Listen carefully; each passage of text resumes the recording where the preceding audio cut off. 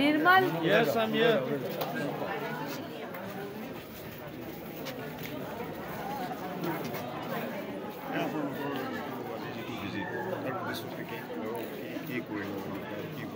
আমরা পুরো আসামে একটা আসাম বাঁচাও যাত্রা করছি, and the idea behind it is not a political rally or a mass rally, but to meet the people of Assam to see what is it they expect from the next government. Whether it is students, whether it is traders, whether it is women, whether it is businessmen. So we started in Barak Valley on 17th. We spent almost 7 days in Barak Valley. Now we are going to cover the hill districts. So we will go all over Haflong, and after that we'll go to Karbi Anglong. So we have met students of the government college today. For 7 years their building is not complete, they are saying. They don't have enough teachers. So we are confident our government will come, and even if we can't put their particular issue in the manifesto, we will make sure that our government solves this. Secondly, maximum children and students are saying there are no jobs in the Mahasam. There are no jobs. They don't know what to do. And one young boy says that tribal families are big families, but BJP government has passed a rule of 2 children. Otherwise you can't get a government job. So they are even opposing that, tribal people. So we will take this to the Assam Pradesh Congress, and when our government is formed, we will come back here to meet them to solve their problem.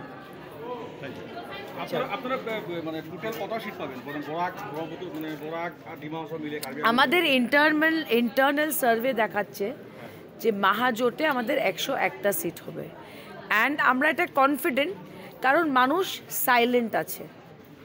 কারণ BJP কি করে, বিজেপির বিরোধিতা করলে ওরা মানুষকে FIR করে দেয়, বিজেপির বিরোধিতা করলে ওরা অরুণোদয় স্কিম কেটে দেয়। সো পিপল আর সাইলেন্ট, কিন্তু যেদিন ভোটের দিন আসবে এই সাইলেন্ট ভোটটা কংগ্রেসের পক্ষে যাবে, মহাজোটের পক্ষে যাবে, and that is a fact. কারণ আমাদের সার্ভেটাও আমরা সাইলেন্টলি করেছি, and people R waiting to vote this government out. মুখ্যমন্ত্রী কে হবে আপনাদের? শুনেন, মুখ্যমন্ত্রী কে হবে এটা হাইকমান্ড ডিসাইড করবে। ইভেন তরুণ গগৈজি যে 15 বছর মুখ্যমন্ত্রী ছিলেন, আমরা সিএলপি মিটিং করে হাইকমান্ডকে অথরাইজ করব। হ্যাঁ, আমরা আমাদের ওপিনিয়ন দিব, সবারই ওপিনিয়ন নেওয়া হবে, and then ultimately high command will decide who's the CM. আপনি কি শিলচর থেকে প্রতিদ্বন্দ্বিতা করবেন এবার?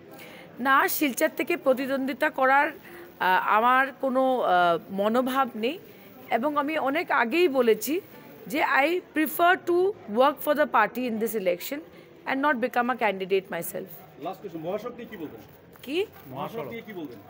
কি নিয়ে?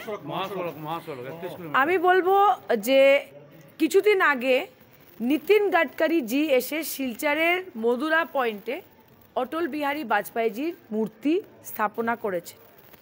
আমরা বাজপেয়ীজিকে সম্মান করি, উনি দেশের প্রধানমন্ত্রী ছিলেন, কিন্তু লজ্জার ব্যাপার যে এই 33 কিলোমিটার যেটাকে 2014 লোকসভাতে মোর দেন 7 ইয়ার্স ব্যাক বিজেপিটাকে ইস্যু করেছিল, আজকে বিজেপি গভর্নমেন্ট হাবুডুবু খাচ্ছে।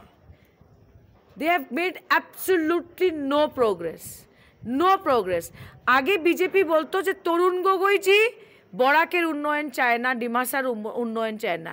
এখন আমরা বলছি যে সোনোয়ালজি কি বরাক ভ্যালির উন্নয়ন চান না। আর 33 কিলোমিটার্স না করে যে বাজপেয়ীজির স্ট্যাচু ওরা স্থাপনা করেছে, এটা আমি মনে করি বাজপেয়ীজির অপমান। এবং গাডকারিজি কোনো ডেট দেয়নি যে কয় তারিখের মধ্যে মহাসড়ক শেষ হবে। It is a shame, this government is a total failure on মহাসড়ক।